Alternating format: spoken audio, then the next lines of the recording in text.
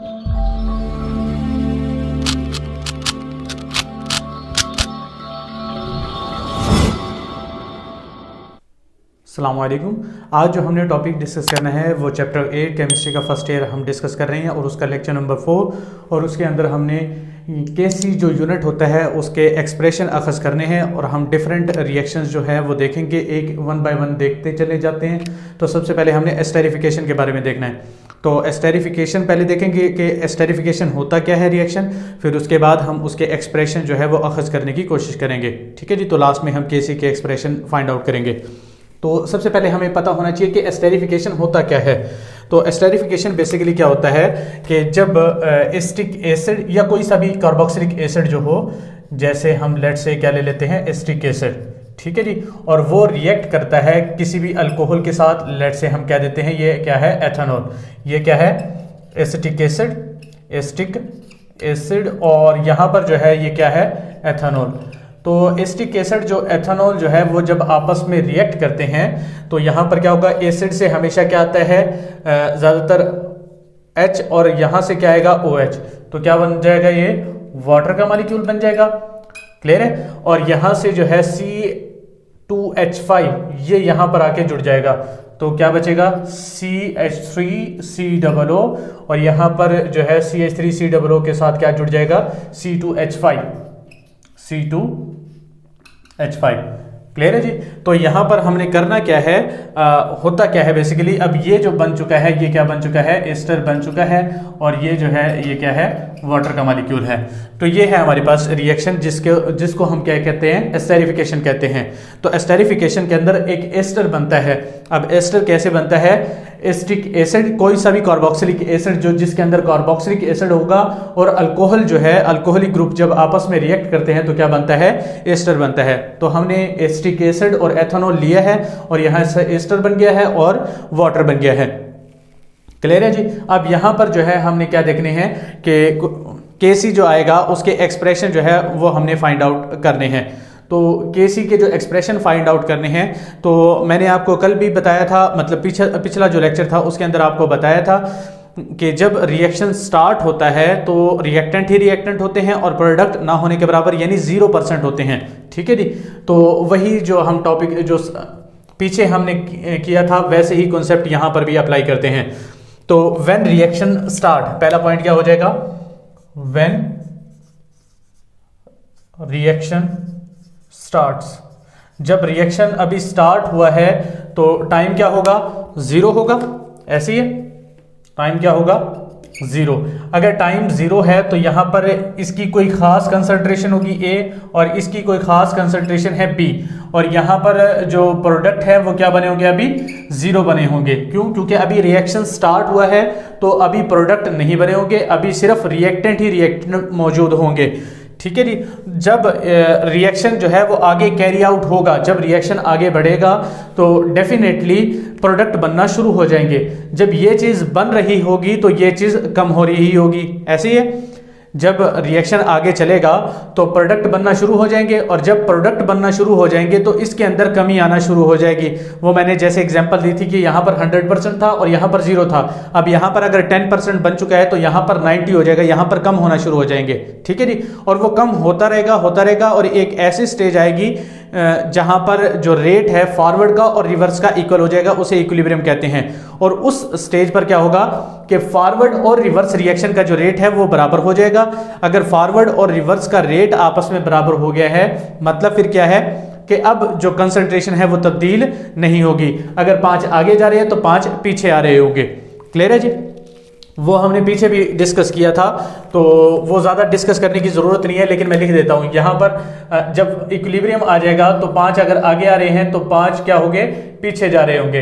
तो जिसकी वजह से अगर यहाँ पर 60 और 40 की कंसंट्रेशन पर इक्विलिब्रियम कायम हुआ था, तो अब अगर 5 आगे जा रहे हैं तो ये क्या हो जाएगा 55 और ये 45 हो जाएगा। लेकिन फिर 5 वैसे ही पीछे भी आ रहे होंगे तो 40 और 60 फिर दोबारा हो जाएगा। तो इसकी कंसंट्रेशन के अंदर अब तब्दीली नहीं आएगी जब इक्विलिब्रियम कायम हो जाएगा। तो यहाँ पर रिएक्शन स्टार्ट हुआ तो A और B रिएक्टेंट थे और प्रोडक्ट ना होने के बराबर थे। जब इक्विलिब्रियम कायम हुआ तो यहाँ पर डेफिनेटली कुछ ना कुछ प्रोडक्ट बन चुके होंगे। तो हम अगला पॉइंट लिखेंगे एट इक्विलिब्रियम। अब इक्विलिब्रियम पर क्या होगा कि कुछ ना कुछ जो रिएक्शन है वो बन चुका होगा, तो कुछ ना कुछ प्रोडक्ट जो है वो भी बन चुके होंगे। तो यहाँ पर जो है वो टाइम t हो चुका है और डेफिनेटली यहाँ पर जो प्रोडक्ट है वो बने होंगे x, और ये वाला भी क्या बना होगा, x मोल बन चुके हैं।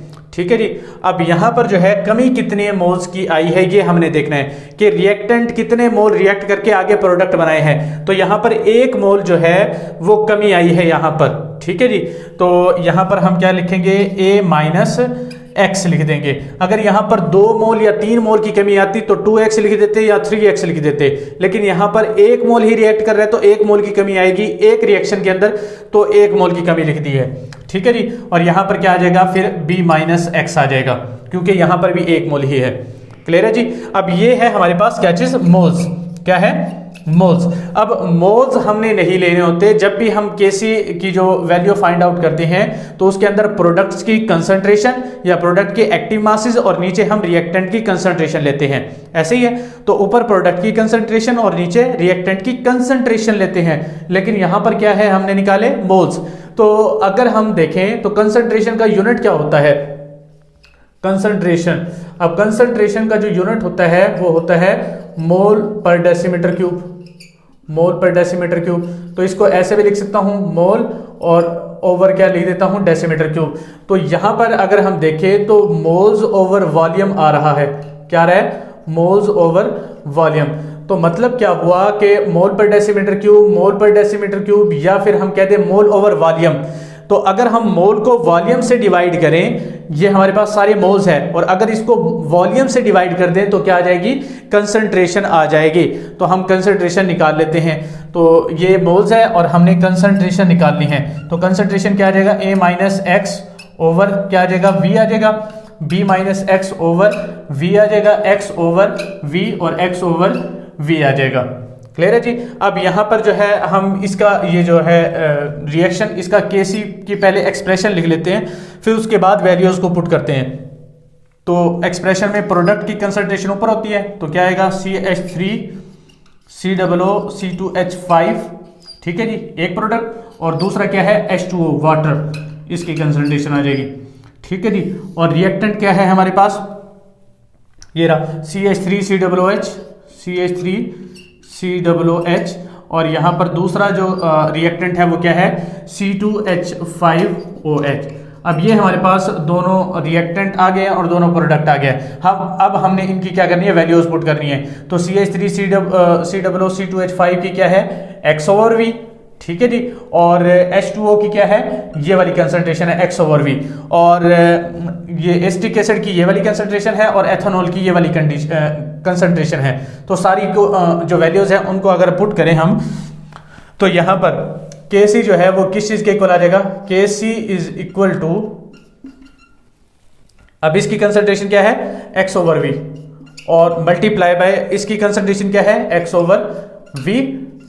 ठीक है जी। और CH3 COOH की कंसंट्रेशन क्या है, a minus x over v, a minus x over v। और यहाँ पर जो है दूसरे की कंसंट्रेशन क्या है, ये जो एथेनॉल की, b minus x over v। तो यहाँ पर हमारे पास ये वाली जो कंसंट्रेशन है ये आ गई है। अब हमने इनको क्या करना है, कैलकुलेट करना है।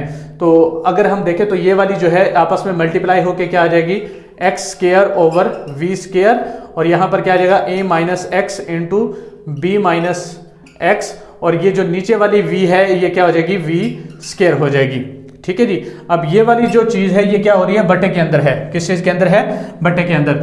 जब बटे के अंदर है तो अगर हम इसको मल्टीप्लाई करेंगे x square over v square, तो अगर इस चीज को हम मल्टीप्लाई करेंगे तो अलामतें वो जो रकम है वो उलट जाती है। आपने मैथ के अंदर भी पढ़ा हुआ, तो वी स्क्वायर जो है वो ऊपर चला जाएगा और a minus x into B minus X आ जाएगा। तो वी स्क्वायर से कैंसिल होगा, और X square over a minus x into B minus X, ये जो है केसी का एक्सप्रेशन आ जाएगा, और ये हमने फाइंड आउट करना था।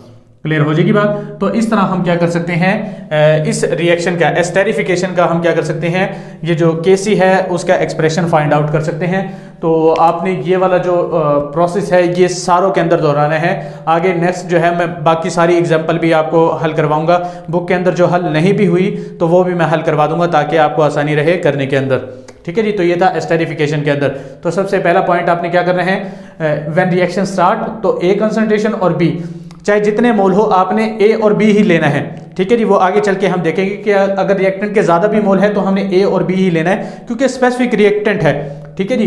जब कमी आएगी फिर हमने 2x 3x 4x लेना है जब रिएक्ट कर रहे होंगे, ठीक है जी। तो जब रिएक्शन स्टार्ट हुआ है तो प्रोडक्ट जो है वो 0 0 बने होंगे, और जब इक्विलिब्रियम होगा तो डेफिनेटली कुछ ना कुछ अमाउंट बन चुकी होगी प्रोडक्ट की, तो यहां पर कमी आ जाएगी, a-x b-x। फिर ये मोल्स हैं तो डेफिनेटली कंसंट्रेशन लेनी है, तो कंसंट्रेशन के लिए बटा क्या कर देंगे, वॉल्यूम कर देंगे, क्योंकि कंसंट्रेशन का यूनिट क्या होता है, mole over decimetre cube. Decimetre cube किस चीज का यूनिट है, वॉल्यूम का। तो मोल ओवर वॉल्यूम करेंगे तो क्या आ जाती है, कंसंट्रेशन। तो कंसंट्रेशन आ गई है, अब सारों की वैल्यूज पुट करके हम क्या कर सकते हैं, आंसर निकाल सकते हैं, ठीक है जी। तो इस तरह हम क्या कर सकते हैं, एस्टेरिफिकेशन। एस्टेरिफिकेशन मतलब एस्टर का जो बनना है उसके अंदर जो है केसी के जो क्या कहते हैं, एक्सप्रेशन फाइंड आउट कर लेते हैं। मिलते हैं नेक्स्ट वीडियो के अंदर, तब तक के लिए अल्लाह हाफिज़।